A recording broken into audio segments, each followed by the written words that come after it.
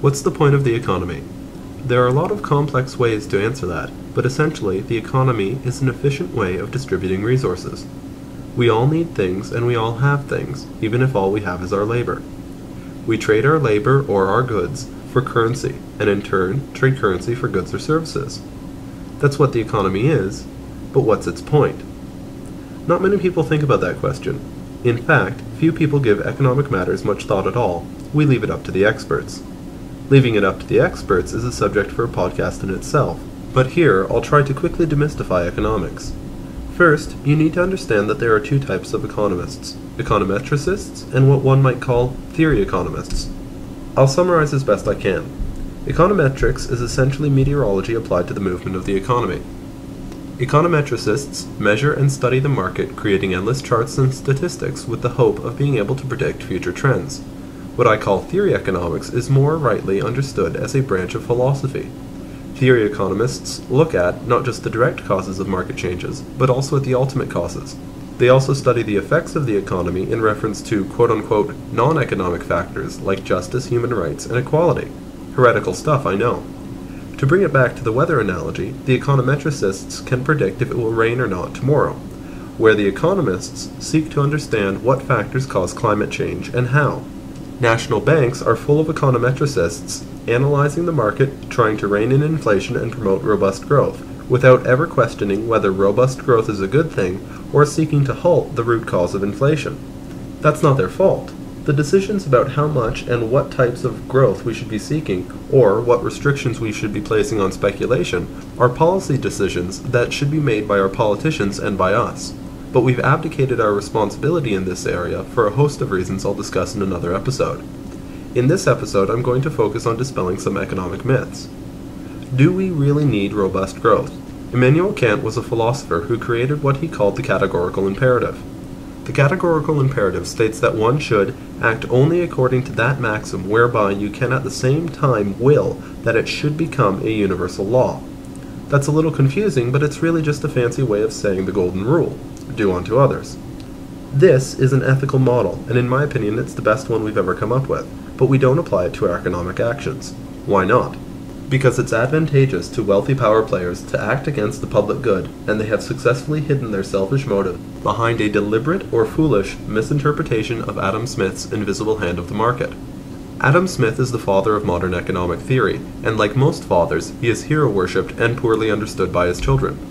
The invisible hand of the market was Smith's idea that whatever we do for our own benefit in the economy will directly or indirectly benefit everyone else. Basically, no matter how selfish we are, the result will be the betterment of all.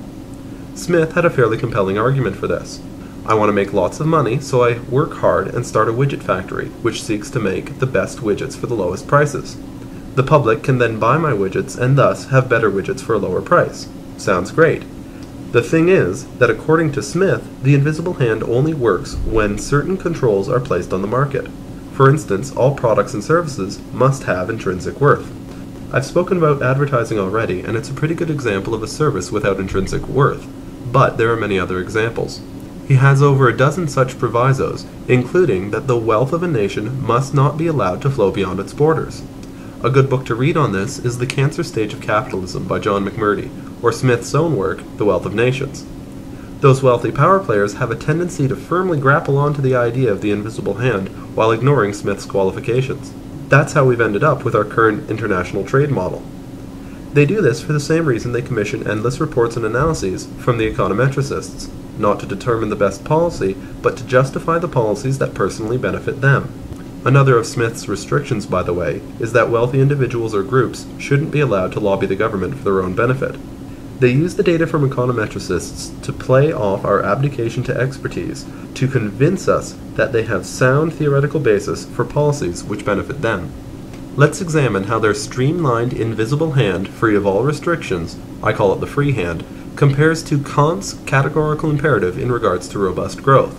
The free hand says that if I'm benefiting by growth, then everyone is benefiting, so continuous growth will equal continuous benefit. Applying the categorical imperative to this requires us to determine the maxim being employed. The maxim would seem to be, we will pursue growth through personal advantage indefinitely by any means. How would this maxim stand up as a universal law? Not well. First, we have finite resources. We can't grow forever, so the maxim is self-contradictory. Second, by having a laissez-faire attitude towards the effect of our actions, we invite unintentional harms, such as the environmental degradation and social injustices we're seeing now. Third, and most importantly, by pursuing growth by any means, we are forced to commit acts in violation of other ethical precepts, which is exactly what the structure of corporations compel them to do. For more on that, watch the Canadian documentary The Corporation. I've been reading about the European crisis of shrinking populations. This is only an economic crisis if we hold robust growth in all sectors as a good in itself. So what's a better maxim? How about we will hold our economic decisions to the same ethical standards we hold all other decisions? Universally applied, I think this works rather well. What does it do for robust growth? First, we can't expand our economy indefinitely. Our resources are finite, so ethically we must limit our growth to sustainable levels. Second, we should always be conscious of the effects of our actions, lest we destroy our future and thus destroy the system.